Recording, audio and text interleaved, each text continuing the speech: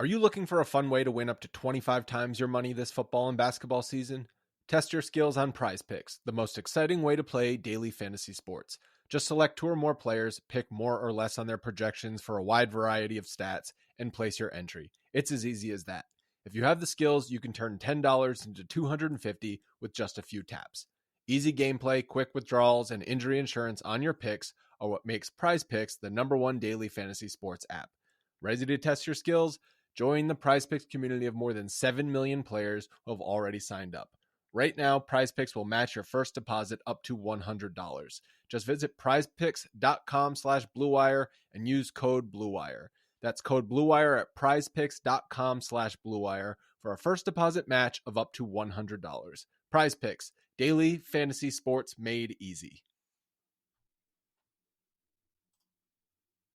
Today's episode is brought to you by Cars.com. With over 2 million vehicles and 50,000 more added every day, Cars.com will match you with the perfect car for you, your budget, your life, your style. And if you're ready to say goodbye to your current car, Cars.com will get you an instant offer to cash it in. Just start by entering your license plate and get matched with a local dealer who will write you the check. So whether you're looking to buy or sell, just go to Cars.com. It's magical. Hello, welcome to Mavs Moneyball Live. I don't have a cute name for this because I am tired and haven't done this in some time. I'm a little off my rhythm. How's everyone doing? I'm Kirk Henderson, editor-in-chief of MavsMoneyball.com, and you are joining me live, for those of you in the room, those of you listening by podcast, getting together on Wednesday nights about 10:30. I finished playing basketball, and for the second time in 2 weeks, don't feel like dying. Shout out to my guy Pete for inviting me to a run where I hit a whole bunch of threes. I see why people shoot threes now. It feels really good. And I never really shot threes and pick up basketball. So it's just kind of I tend to like running back and forth. Do a lot of Dwight Powelling, if you will, like running around without purpose and things like that.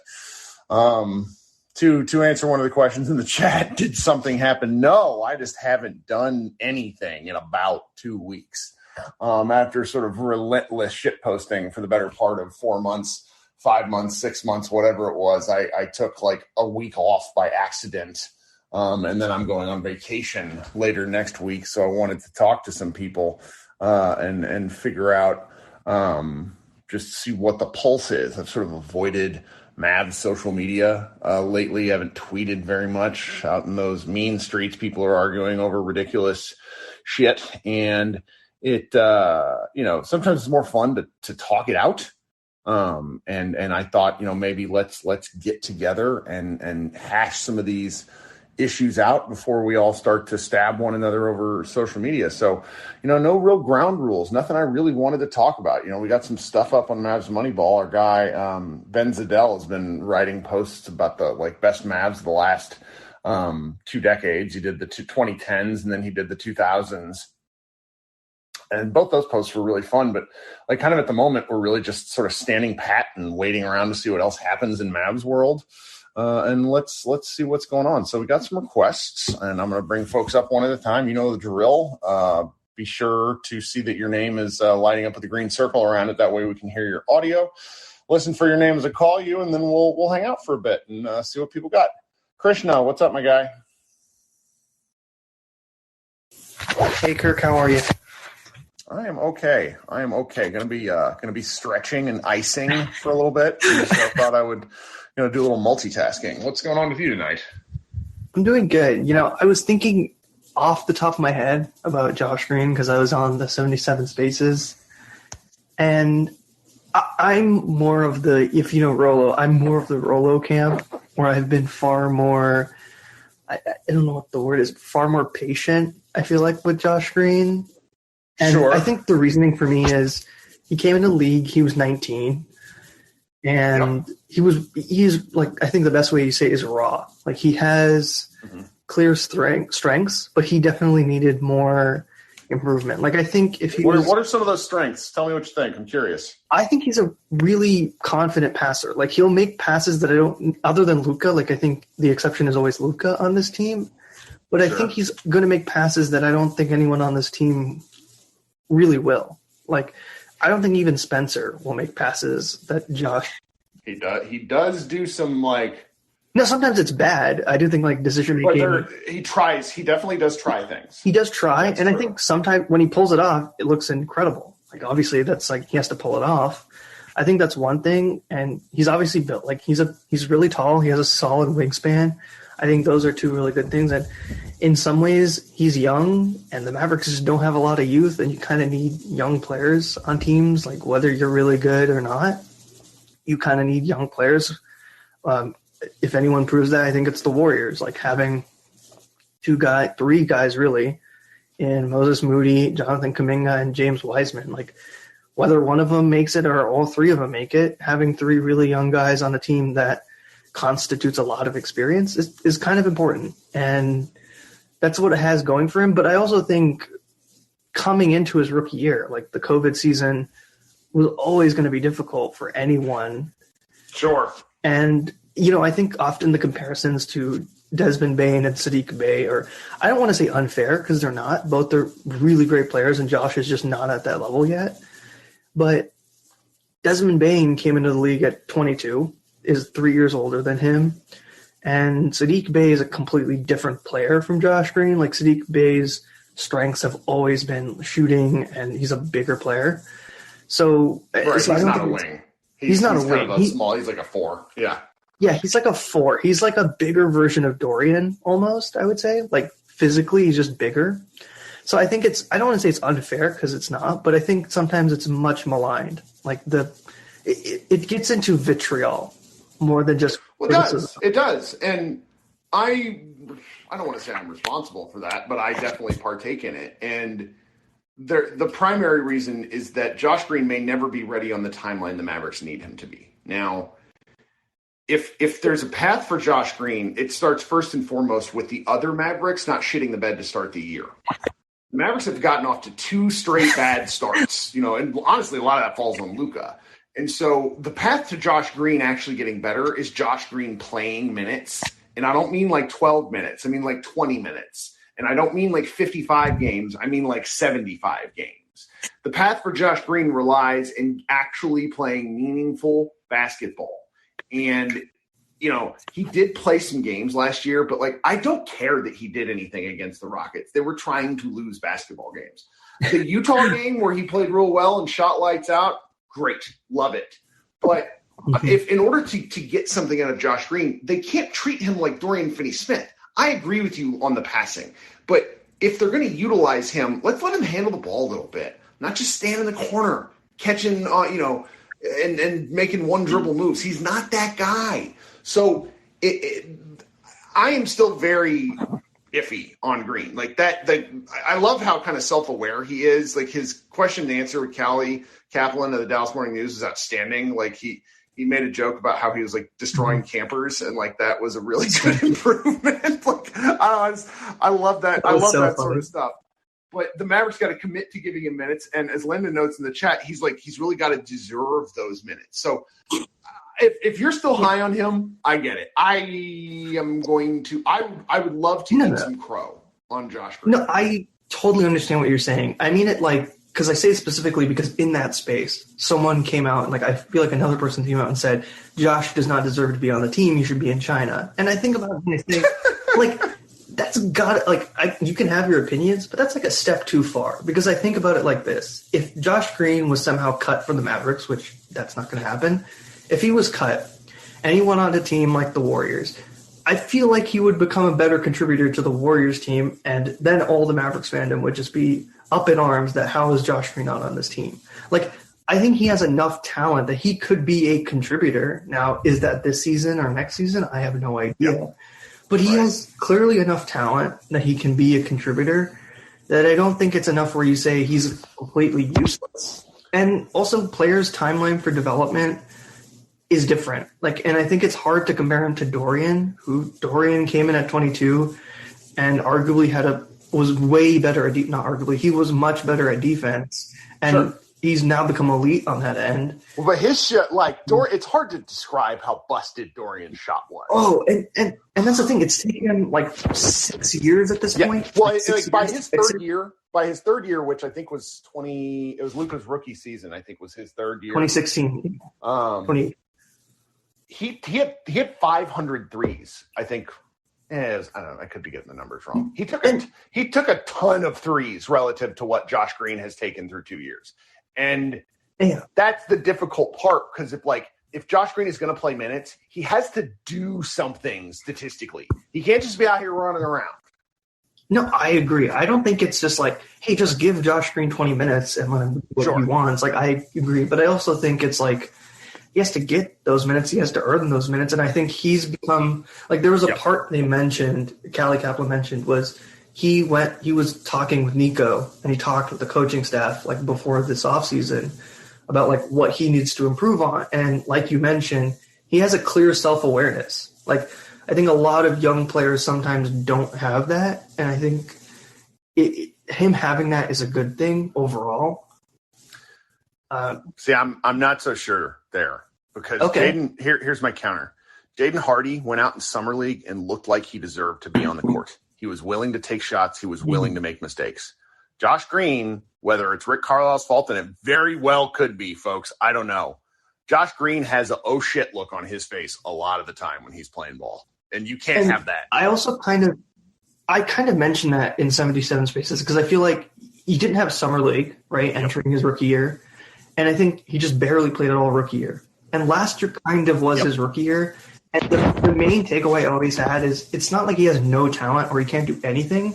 He clearly has some ability, but he just lacks like a confidence in himself. Yep. And whether that was because the coaching staffs before or even now don't give him confidence, or he himself has no confidence in himself, the one thing I want to see from him, alongside of obviously production, like the most important thing, is having confidence, like being on the court. And even when you make a mistake, feeling like, okay, I can recover and do better instead. That's why I think like the rest of the Mavericks have to not play bad in the first 20 games. Because it's like they were digging themselves out of a hole. They had COVID. Like there's a pretty strong argument that I can get behind that like even Josh Green's second year was one where he didn't get enough opportunity for a variety of reasons because they're digging themselves out of a hole. I mean, even at the beginning of the year, we saw like Reggie Bullock like barely played games. Like so, Bullock's a whole other weird thing. If you ever look at his shooting splits by month, the first in the 2021 portion of the season, it's like the first half of every year, going back like for as long as he's been in the league, he is ice cold. And then the calendar turns over to the new year, and it really didn't happen until February for this. The man shot lights out like from February on. It was awesome, but it was really frustrating at first. Like we were all like wanting to send Reggie to the moon. I think that's why it's always like I don't want to say you're like this, but I think oftentimes I'm absolutely like this. I'm reactionary. I don't care. I live game to game. Everybody that's like I'm calm about sports. It's fucking boring. Like sports is fun. You get mad at it. I have enough like real shit in my life that like I can't do anything about. So I can at least get angry at stupid things like basketball. I mean, like you're not so stubborn about it. Like if you're wrong about a reaction, I feel like you'll correct yourself.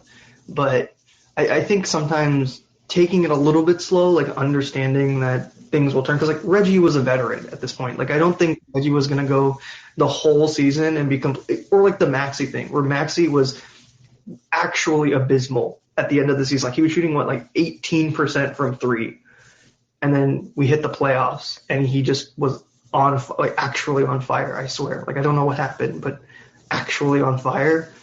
That I think sometimes you have a more patient approach.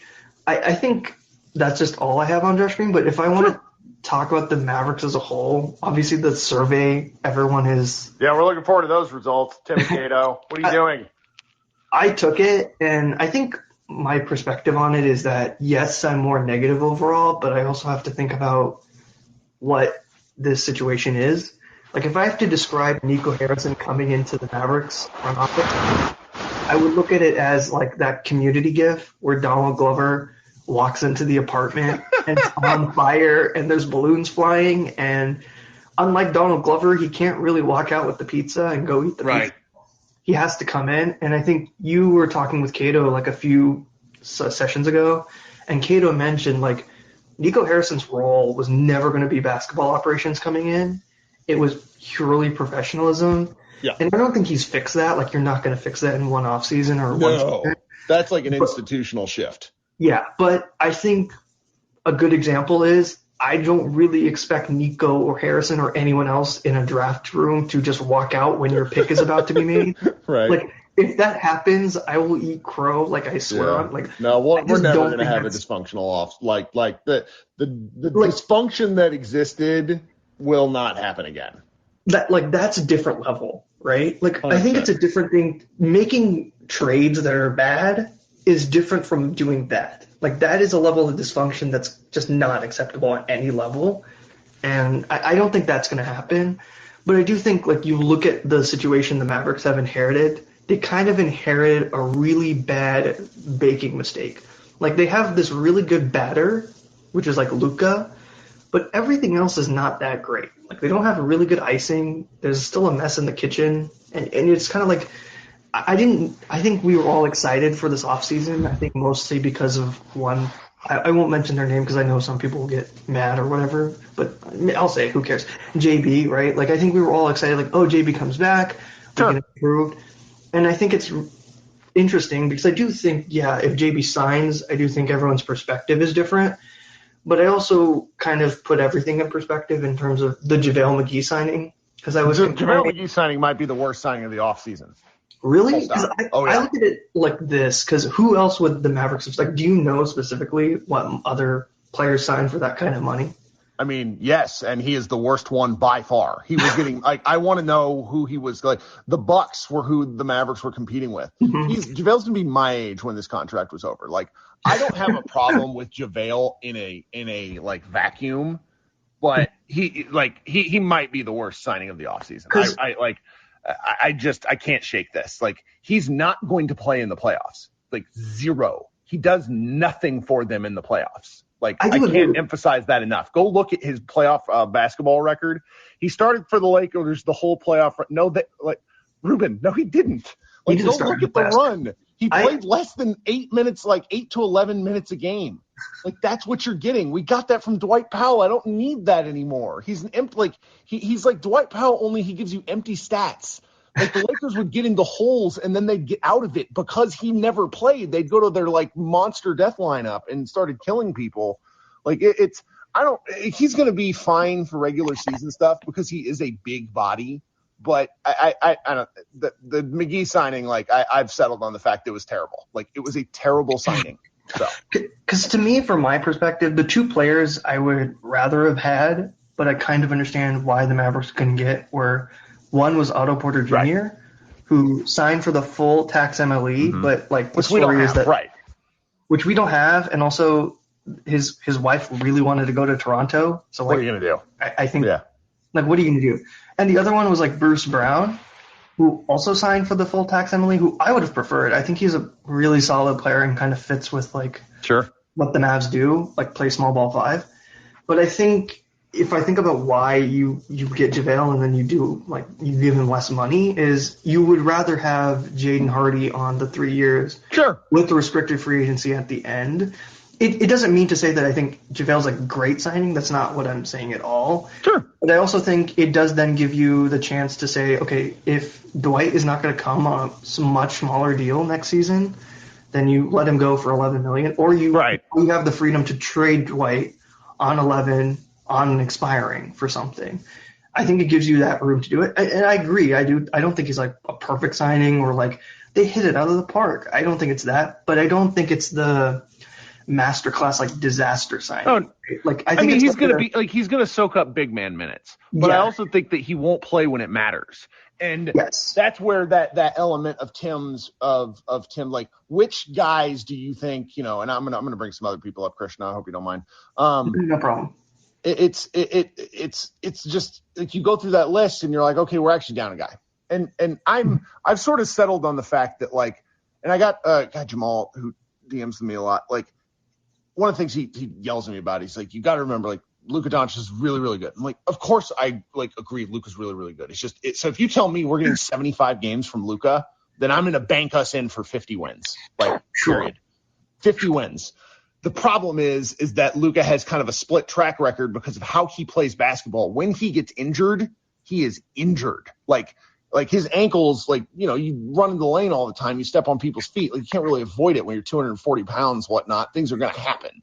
So it's if we get 75, if we get 75 games out of Luka, Luka's going to be an MVP candidate, top 3 in the league, and the Mavericks are going to be a top 5 seed. And I'm going to be like, this is great. Yada, yada. If we don't get that, everything else is kind of downhill. It's really that simple for me. Yeah, I agree. Because on that question, I was kind of like, I was really bullish because really the 2 players I was the most confident in and I put down were DFS and Reggie, because arguably they played 40 plus minutes a game. And even when Reggie had his horrific shooting game, he still plays really good defense. And, you could arguably put Maxey, but I don't want Maxey playing 30 minutes a game. He's just not. No, Maxey he's a grinder. He plays hard, but he is also just a guy who with how he plays and his style, I don't want to say he's undersized, but he gets banged up over the course of the year. So it's like you need somebody else. Yeah, you preserve him in the regular season. You play him 16 games you play him 16 games, but you play him as like a bench guy, right? You play him almost like how Grant Williams played for the Celtics is kind of what you want Maxey to do. Sure. And then the other guys were like Spencer, but Spencer was really inconsistent in the playoffs, which is why I wasn't. Spencer's really inconsistent, period. People are going to have a hard time with that this year. Which I've accepted. I don't think that makes him a bad player. I think it just makes him inconsistent. I think that there's a clear distinction there. We're going to have stretches like he had against Phoenix and against Utah where he was not unplayable, but where it's just things weren't working. Mm-hmm. And that's where that's where not having another ball handler is going to be painful. I agree. So. And then the 2 others was Tim, we just haven't seen this year, but when he was really good against the Clippers, he was really good. And he's hitting shots or he's not hitting shots. That's all it is. And he was bad mostly because, Kawhi Leonard is guarding you and very few players can play good against Kawhi. Right. That's hard to do. And then Christian Wood is we haven't seen him, first of all, not only in the playoffs, we just haven't seen him on this team. Sure. So I'm not ready to write any of those 4 guys off. I want to be pleasantly surprised by Christian Wood. I want to have no expectations from Christian Wood. That's my hope. My thing on Christian Wood is you got rid of 4 guys who you'd be paying the same amount of money. Sure. And you're getting someone who could potentially contribute. And I get all the bench stuff, but for me, the bench thing is like this. I don't think it's the team writing him off like he's going to never start. I think it's more like, hey, we want you to be on the bench right now. We'll probably close games out with you. But if you prove to us on defense that you can be a contributor, you don't have to be a showstopper, but a contributor, then we can put you on the starting lineup. Because I don't think it makes sense to go back to a 2-big lineup. No, it doesn't. Other than the Minnesota Timberwolves, I can't think of a team that plays 2 bigs. They want a big – you're going to see more of it, but it's like the bigs are super talented. Which JaVale and Christian Wood are not skilled bigs. It's a different deal. Bigs, right? Yeah, for sure. And I just don't think it's ever going to make sense for Christian Wood and JaVale to play. I think probably what you could 10, 15 games, and then the 16th game, it's Christian Wood is starting and JaVale's on the bench. Yeah, I think but you want to have depth. Sometimes I think talking about starting lineups, and again, I'm sorry, I got to let you go soon. I want to have 8 playable starters. It'd be lovely to me for Kid to be able to mix and match and try different shit. Oh, I 100% agree. I just think right now the situation the Mavericks are in, it's just going to be difficult. Sure. I think literally next year when contracts are winding down and they become even more tradable because salary cap will increase, contracts will wind down, terms will be more favorable. I think that's when you'll start seeing more. But like you say, it's hard because it's a ticking clock, it's a ticking time bomb, and it's the highest pressure situation you can be in. You have a really good superstar, and you have a team that's not really great, and you're trying to make these moves. And I think right now what you're seeing is the front office just trying to not make trying to make a mistake. They're just not trying to make mistakes, and I think that might be frustrating, and it is frustrating, but sometimes you need to be a little defensive when you're in a situation. There wasn't much for them to do. they were sort of boxed in. They're paying for past mistakes, and then apparently the mistake of not offering Jalen Brunson a contract. But I'm kind of done talking about that. Yeah, but thank you so much for hanging out tonight, man. Yeah, no problem. Also, Mavs fans, it's okay to be mad. I'm not saying this. Oh yeah. Well, I mean, I still think like Skin Wade said on lockdown. Yeah. on Like, it's okay. Podcast. What's wrong with me? I don't know. Isaac and Nick. What's wrong? Locked on Mavs. God, Yeah, I know Mavs. the host. Why can't I think of the name? He said on that he just doesn't think they're done, and I cannot believe they are done. So it's like I'm trying to hedge where I'm like not being a super asshole like I usually would be because I think something else happens. I think it could be trade deadline, but I completely understand where the vitriol and like the anger is coming from, and I don't think it's completely we're also just in like the mincemeat of like it's like the most boring time. It's like the biggest news is that Jaylen Brown was offered 2 weeks ago. Great. For sure. Great news. Sure. All right, man. We'll talk soon. Thanks for hanging out. Yeah, thanks, Kirk. Harold, what's up, my guy? You've been waiting. What's up? Hey, how you doing, Kirk? I'm all right. Good looking dog you got in the avatar. Thank you. I appreciate it. So, I think I mentioned to you before, this is actually that guy, Jamal, that PMs you. But I did want to – I wasn't really sure what I wanted to talk about tonight because, I mean, things have been pretty dead lately. But I know I've been promising I was going to call in at some point. Sure. What was mentioned just now, I guess, about Christian Wood, that's something that I think I want to talk about because, a lot of people are talking that he's a big, and I really think we gotta just get that out of our heads because as we know, he's really not a good defensive big. But the man, I had heard this somewhere before. I don't know exactly where. Maybe you've heard the same thing, that when he was with Detroit and Sean Sweeney was his defensive coach, that their defense was average when he played at the 5, but when he played at the 4, it was apparently a very good defense. It was described that way, at least. So it sounds like he can play the 4, and we have to we got to get it out of our heads that he's this big. No, he's a 6'11" skilled basketball player. Like I don't really know what sort of like box you would put him in because he is pretty good at most. Like, I don't know, somebody described him as like a 6'11" wing, which feels a little bit hyperbolic, but he's more wing than he is big. Yeah, I mean, and I hate to bring this person's name up because he's one of the greatest players of all time, but obviously nobody's going to call Kevin Durant a wing. I mean, a big, right? Right. And Christian Wood, as we know, he does shoot the 3 very well, and I don't have the numbers in front of me, but I think he'd probably be like our best 3-point shooter. Yes. On the team right now. So if he's willing to accept the role of, shooting the 3, he's playing with Luka Doncic, and if he can play the 4, and I think personally that they didn't want him to start. I mean, people have been saying because, we don't want to mess up the dynamic between Reggie Bullock and Dorian Finney-Smith, and I'm sure there's some truth to that, but I think it's just that it makes the most sense to start the season off with what we were doing very well last year. Sure. That get off to a good start type thing. Yeah. Absolutely. And then to slowly integrate Christian Wood to start. I do believe he'll start. And if you recall last year, Reggie Bullock, he didn't start the season from the beginning of the year. And a lot of people were calling, saying we're pissed at that. Reggie Bullock starting. Yeah. Exactly. Well, I mean, the lineup optionality right now, even if I'm not super thrilled about the depth, it's a lot of like big dudes. And that I think is one element that Kidd has wanted the whole time. Like Dwight Powell is interesting because he's like 6'11" with a 6'11" wingspan, like not a super plus athlete, but you get the option to have like Dorian, Christian Wood, JaVale McGee for spot minutes.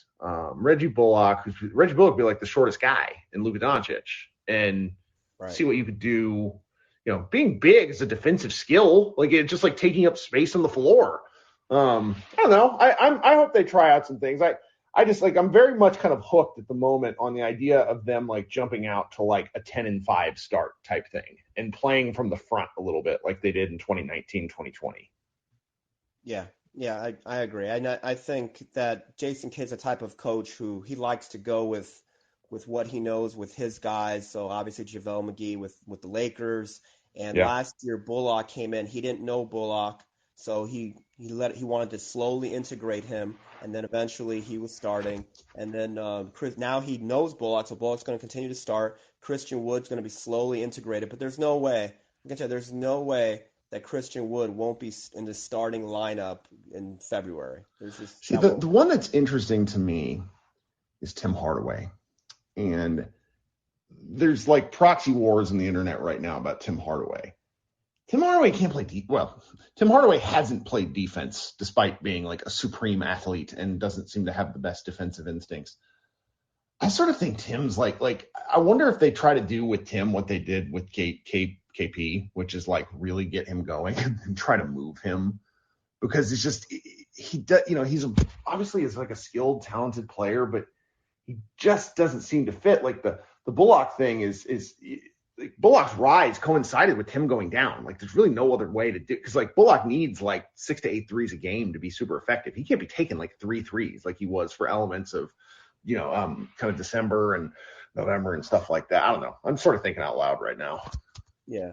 Well, I mean, I don't think Tim Hardaway Jr. is ever going to have the huge role that he did before, obviously, Right. because Jason Kidd values defense, and we have Reggie Bullock kind of serving the same role, but with defense.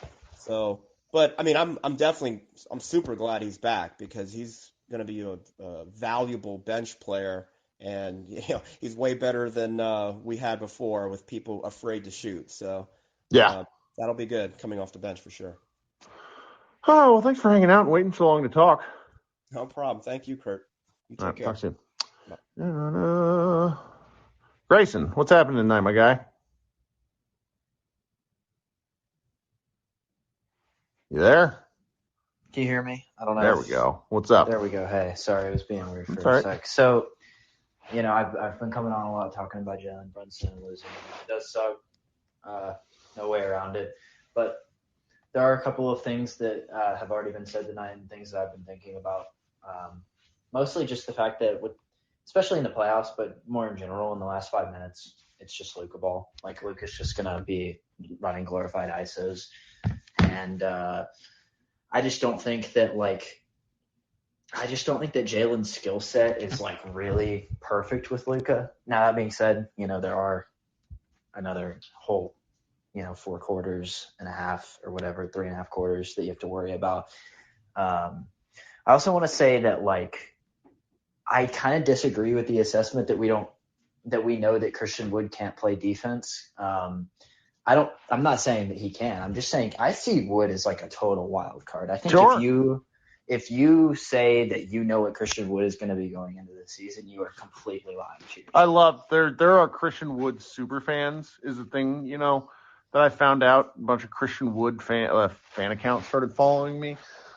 That's a thing. Didn't know that was a thing. It's an interesting internet avatar to be like, I'm going to stand for Christian Wood, but I just sort of place him in the bucket of a wild card. I think is smart, because if you don't have any expectations for him, like, it was a good trade if it was a good trade, period. But if you don't have a lot of expectations for it, then I think it makes it even better, because like there are folks out there early on where it's like, I could see him doing XYZ stat line.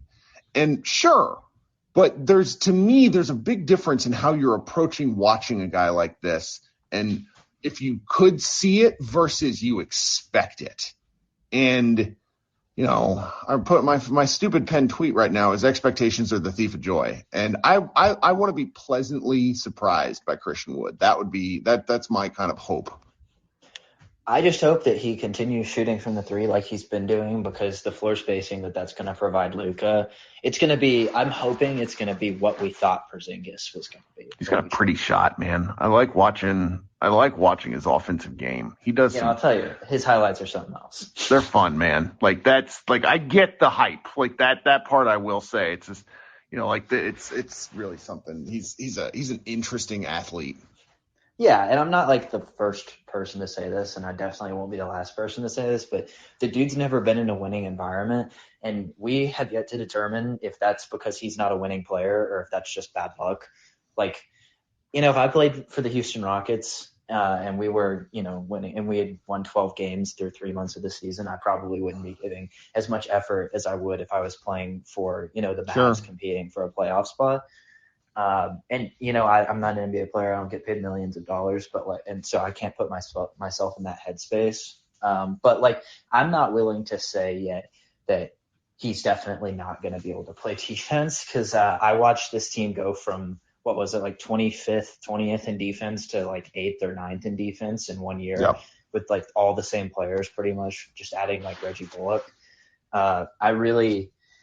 Much to my surprise, if you had told me this a year ago, I think I would have called you crazy. But I have a lot of faith in Jason Kidd as a coach, at least on the defensive end, and the staff that he's put together. That's why the personnel matters a lot. Like, the bigness of the guys we're talking about, I think, matters because they play a pretty. It's not like his first year with the Bucks was like an incredibly aggressive defensive scheme. What the Mavericks did last year was a lot of like help and recover, really, really bent on effort. And I think it's like where the McGee thing, I find it so interesting, is just like McGee hasn't played over 20 minutes a game in 4 years. So it's like, what sort of effort are they, like, what is the role that they're envisioning for him? Because everyone else, I think, we've seen them fit. So it's like, what is like, so if your hopes for McGee are certain things defensively, I am going to be curious about it. I will say the McGee I've watched McGee at 3, like, he's played a lot of different teams. Like, when that dude loses interest, he loses interest. Like, woo, brother. Like, what, Bullets or Washington Wizards, JaVale McGee, woo, not a fun player. Denver Nuggets, JaVale McGee, not really a fun player. Golden State Warriors, JaVale McGee, interesting. Yeah. Interesting. Lakers, JaVale McGee, up and down. Lakers, I'll tell you this much. Lakers fans wanted to send him to the moon. They did not care for him, but it's all these different options. I'm looking forward to seeing what they're able to try, because it's just like, I love how hard Dwight Powell plays, but it's just he's not it. So it's, at least this is something different, as much as I don't really care for McGee. Yeah, I mean, the bar is incredibly low, but I think he's got to be better than Dwight Powell, at least like rebounding wise. He may not have like the jumps that Powell has, but I think he's got 2 or 3 inches on him. And if you look at JaVale, he is a huge guy. He's huge. He's huge, isn't he? He's so big. He's a legit massive. 7 foot with big ol' arms. Yeah. Like, that dude can grab boards if he's trying to. Sure. And I'll also say, like, I am so, and I know we're going to keep doing it, and that's fine, but I'm so exhausted by the who's going to start game, because it doesn't matter. Dwight Powell started every playoff game we played this season and probably played, 16 minutes a game, if that. I think it's just like an ego thing for a lot of these guys to say that they're a starter on a playoff team. But I'm not the first person to say this, but what matters is who closes. Sure. And right now, if I'm looking at it, again, Christian Wood is a total wild card, but I don't think that a closing lineup of Luka, Reggie, Dorian, Maxey, and Wood is significantly or maybe at all worse than a closing lineup of Luka, Brunson, Reggie, Dorian, and Maxey. So, we'll see. I think the floor spacing for that closing lineup would be absolutely insane. I would love to see it. Love to see what Luka can do with all that space. But, we'll see. We're in just this miserable part of the off season, and it's terrible. That's why I've been reluctant to pod, because I don't like what I did earlier, where I said I think McGee's one of the worst signings of the offseason. Like, I don't want to do that like weekly. I don't want to shoot my mouth off too much. Like, it's just I can't help myself. Yeah, I mean, I don't even disagree, but I'll also say, like, I don't know how much they're paying him. It's between $5 and $7 million. I've seen so many conflicting reports on it, but either way, like, that's not that much money. Like, they're paying Dwight Powell $11 million, sure, and that dude sucks. So, like, that's a very movable contract. And I just, like, even if he's just god awful, like, I mean, I don't think they're going to make a move this offseason. I think they'll wait till the trade deadline. If he's got awful, they just keep Powell around. I mean, it's like you're getting 15 minutes. Can you get 15 functional minutes from him? That's the question. Some nights probably, maybe not every night. And he might be a matchup play too. So 65 games, 15 minutes a game gives you some decent starts for Luka on offense, and maybe doesn't get us in a hole on defense. So, well, thank you for hanging out, Grayson. Yeah, I appreciate it, Kirk. All right, we'll talk soon. Coming up next, what's up, Jose? Jose, did you fall asleep? Just teasing you, man. Hit that unmute button. There we go. No, I'm up. I was just in the car. What's up, Kirk? How you doing? I am laying on the ground, probably going to need to be in traction soon.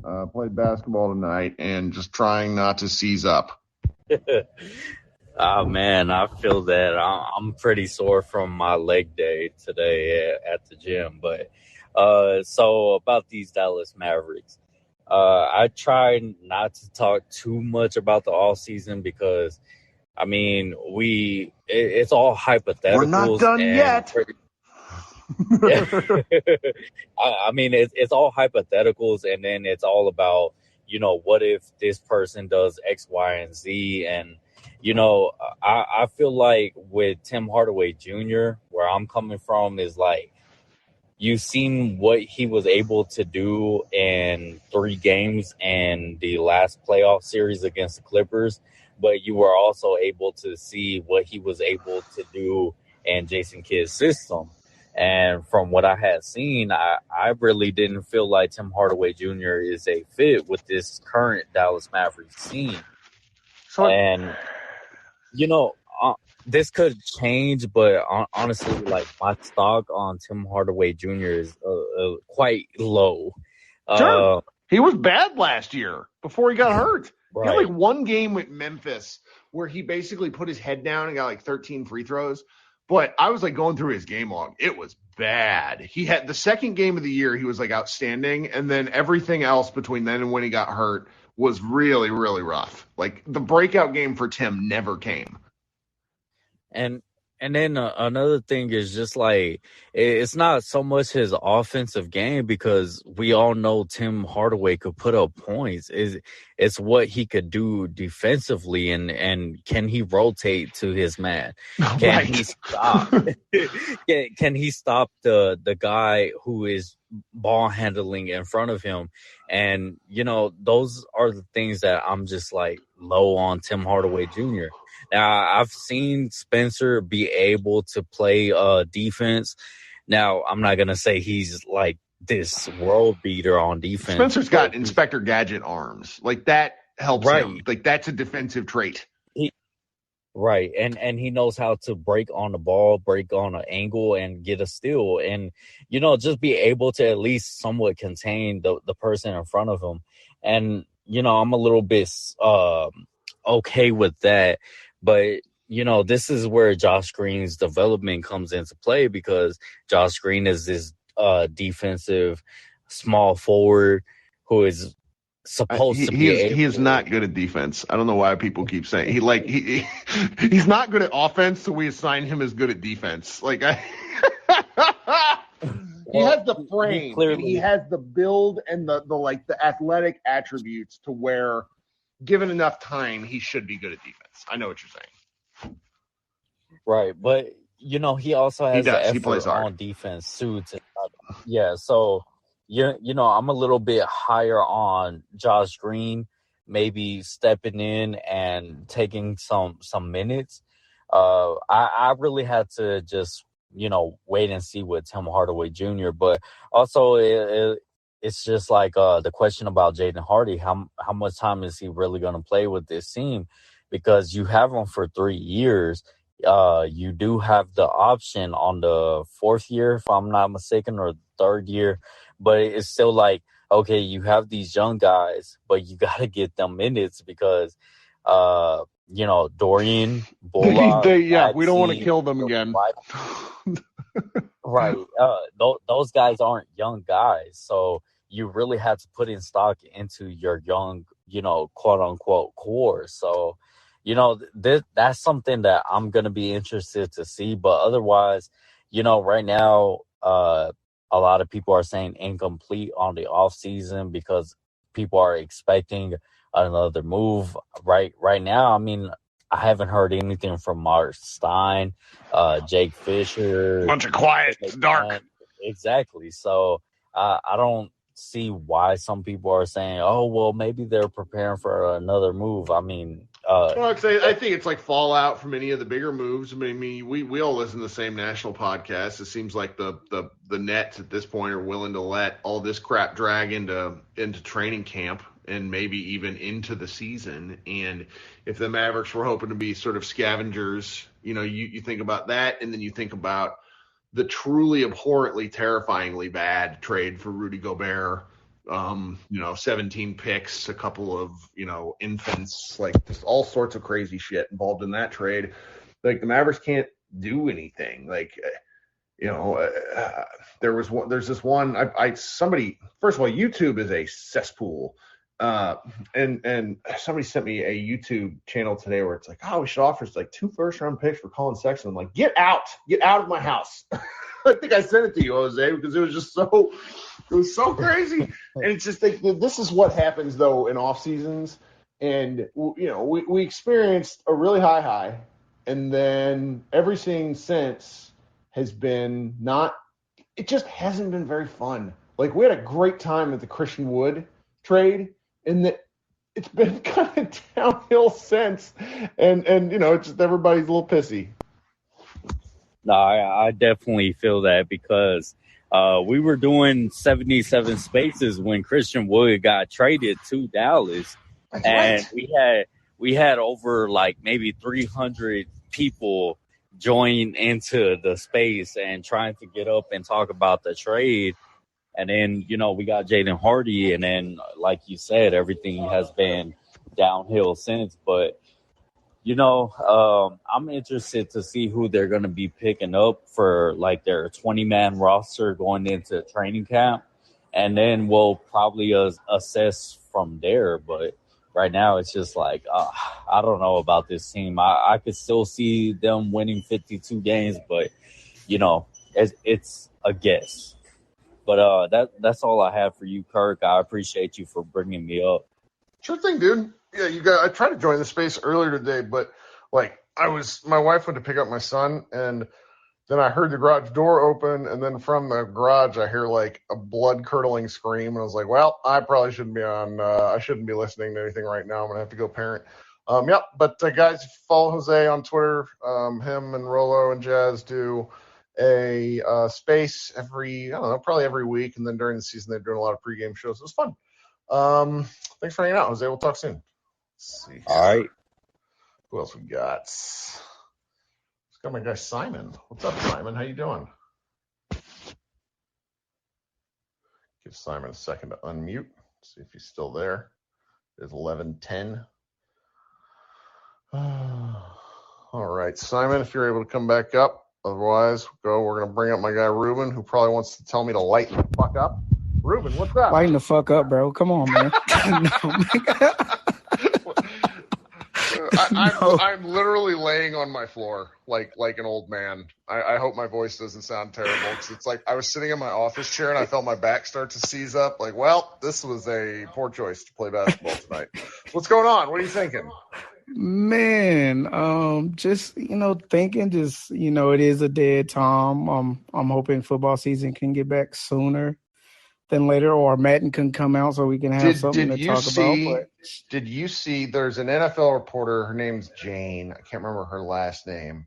She tweeted something out that the Dallas Cowboys. Jane Slater. Yes, she tweeted something out yesterday that the Dallas Cowboys are hoping to hoard their cap space and are, quote, keeping their powder dry. And I almost died. I'm just like, did Mark Cuban and Jerry Jones share a group chat? Like, what is happening? Like we can't. I'm not even a Cowboys fan, and I was upset. Well, thank God I'm not a Cowboys fan, so I'm there with you. So, I mean, the way the Mavs sound, I can't take Cowboy news and bad Mavs news at the same time. I'm like, Jesus Christ. But I don't know, man. I don't even know where I should start. But I guess I'll just start here. Like, literally, I don't know.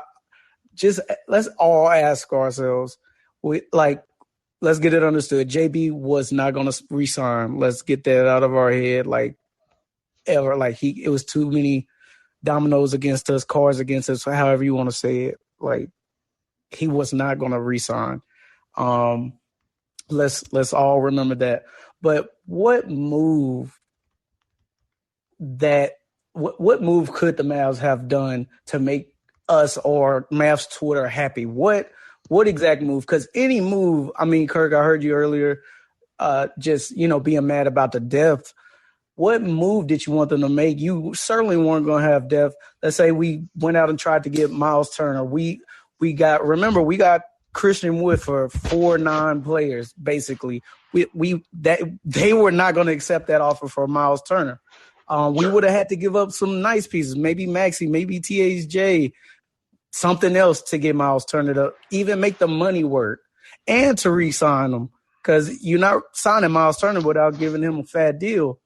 So I'm sitting back just listening to everybody like, oh. Well, so here's where the Mavericks got in trouble. When it comes to Brunson, they shit the bed. They had a walkaway price that was $23 million or more. And you know what? If you didn't want to, like, it's not our money, whatever. But the Mavericks, when they say they didn't get a chance to offer, that's PR. They didn't want to offer past a certain dollar amount. Right. So that part of it, when you mess up or that move, and then when we go further back and we say, okay, well, if they knew that he probably wasn't going to, it really depends when they knew he wasn't going to resign. And Skin said something on the Locked On podcast that it kind of became clear later part of the season, maybe even before Utah for sure, but it became clear pretty early. But if they knew before the trade deadline, then they screwed up royally not moving him for anything. If they didn't know then, it is what it is, and you just kind of got to be understanding of the fact that they made a series of mistakes going back to letting his fourth year be where they didn't have what was it like it. They messed up the initial rookie contract. And so, and so people forget that. It's just like it's years of mistakes come down. Yeah. Nobody really there's not really a move that would have made anybody particularly happy. And then on top of the fact, when you see like what's happened with, I said a second ago, with like the Timberwolves trade, the Mavericks just don't have the assets. Like I see our guy Xavier Santos. He gets mad at me when I say I'm just gonna start calling him Xavier Santos just to make him mad at me. He wrote a piece that he then told me to throw away, but it was talking about how like the Mavs just don't have a lot of optionality, and he's right. And this year is going to be a year where I think that we are super Luka reliant, and that's okay. I don't love it, but it's because they had found a three-headed beast with Luka, Spencer, Jalen, and when that goes away, when Jalen walks away, we're now kind of looking at a lot of Spencer, a lot of Luka, and it's not going to be as fun. Like, there's no other way to say it. But that's okay. Like, I still think they can win a lot of games. Me too. And I try to remind everybody that, every single day. But even if you did, say, hypothetically, we did have the assets to make that Gobert trade, I guarantee I could see the title on Mavs Moneyball right now. KP Part 2. We literally financed the future on a big that we know is not going to work. Yes, he defensive guard, but we know we can't put shit around him after we make that trade. So that's another thing that we were not going to be happy with. So that's one off the list. We basically did what we could do to pretty much those last 3 games, we need that last game to beat the Golden State Warriors. What were we all saying every time we lost in the playoffs this year? We need a center. Powell is not giving us nothing. Da-da-da-da-da-da. Over and over again. We basically did that. And again, I heard earlier, let's not look at Christian Wood as a big. Let's not. That's fine. But he is a big body that can actually move with the ball. Gobert can't do that. Miles Turner can't do that. And I guarantee you, if I really wanted to dig on Twitter, we were crying for Christian Wood before he went to Houston. We wish we had Christian Wood. His deal was so good. His deal was so good going to Houston. I remember people being like, "What the hell? How are we not?" Yes, yeah, that was. I was crying. I was like, "What the?" I was like, so sad. And when we finally get him, we just throw dirt on the guy. Like, we didn't just tweet like 2 years ago, we wish we had him, and that's perfectly fine. But it's just, I guess, the Mavs fandom. I guess we're just caught in the moment, and maybe because we're not watching the Mavs play, we have nothing else to, put our minds on. But I guarantee you, as soon as Christian Wood has the ball in his hands, they're doubling Luka. Literally, Spencer has a guy on him. He can he can shake guys smaller than him. Like, literally, if you watch it, he can take people off the dribble.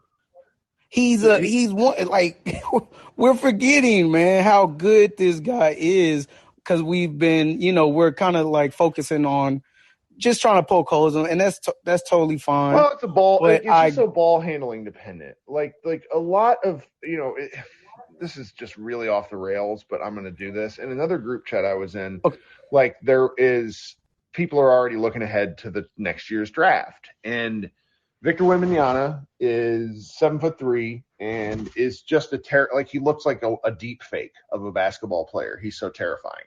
Well, and it's one of these things where you already see it. People are like, well, should he go number 1? Scoot Henderson is kind of the projected number 2 pick. He's a point guard. He's going to be on, I want to say he's on Ignite, G League Ignite team. He's unbelievable.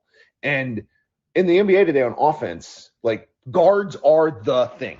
That's where it's like where if Wood can handle, but guards with at least a little bit of good height. Yes, yeah, for sure. Yeah, for sure. So it's like wings, guards, bigs is kind of the player hierarchy at the moment. And if Wood gives, like, I suppose where I keep settling on Wood is I wanted Wood's addition to be a bonus, and I really feel like right now for the Mavericks to win a game, like, they're going to need Wood to be steady. And I hate that kind of pressure for a guy who's never really been in a winning situation. Right. Like that, it's less that I don't think he can do it, and more that I just hate the fact that he has to matter so much. Would you consider him a bonus if we still had JB? You're just pretty much adding on. Because, so that's where I think that's where a lot of people are at. If we still had JB, we would look at Christian Wood as a bonus, like another piece or the icing on top, pretty much. But we don't have JB, and again, it was just a whole bunch of compounding things that the past regime did, in that bad contract. And I can see the headline now. Say we did give him a contract before the season even started. What would we have been saying? He's one of the reasons we lost last year, because he couldn't play. We didn't. It's like a catch-22. You're damned if you do, you're damned if you don't. For sure. But yeah, at the same time, we definitely have to get past that. It's like literally a past regime mistake. Yeah. And hey, hats off to JB for proving us wrong. Where a lot of us get triggered though, Ruben, is like people are, oh, we're gonna have cap space in 2024. Fuck if we have ever used cap space.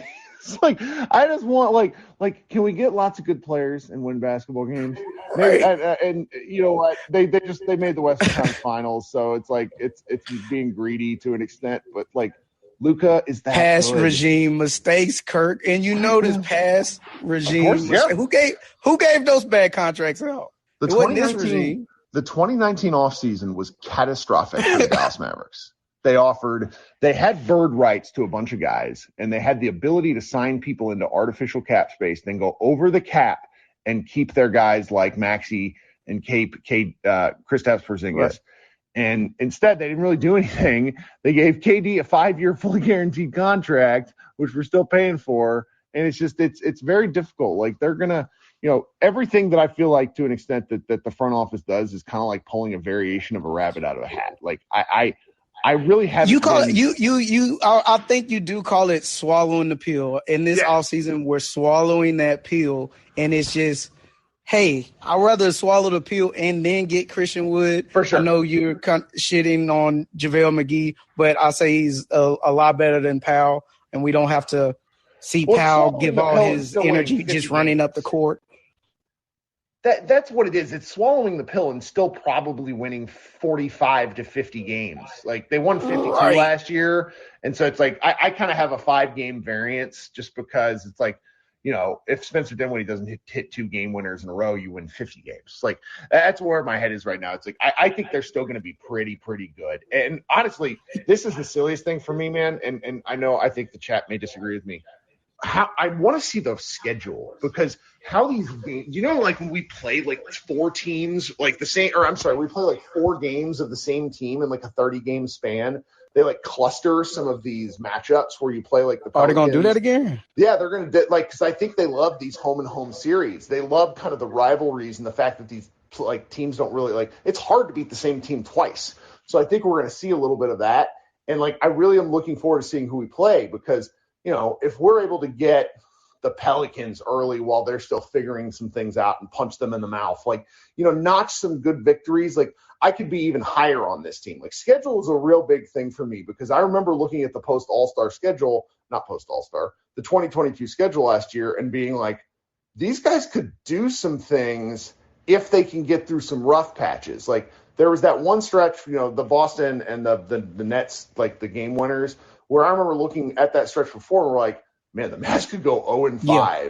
And instead they went 3-2. And it's like, that's the sort of stuff where it's like, they really came on it the right way. And, I don't know what like a reasonable clip is. I just know that if they start the year better, then I'm going to feel better about the season as a whole. Because like, last year's start was ugh. And I'm glad you brought that up. That kind of brings me to my final little subject. We are that stretch that you just brought up. I think it was the Heat, then Boston. I think we were going through murderer's row of the East, and after we made that KP trade, we saw Spence. I think we won in Miami too. Yeah. And we got Spence, and I'm not sure, and I'll challenge everybody to go do this. Go look at Spence's highlights, but look at Luka.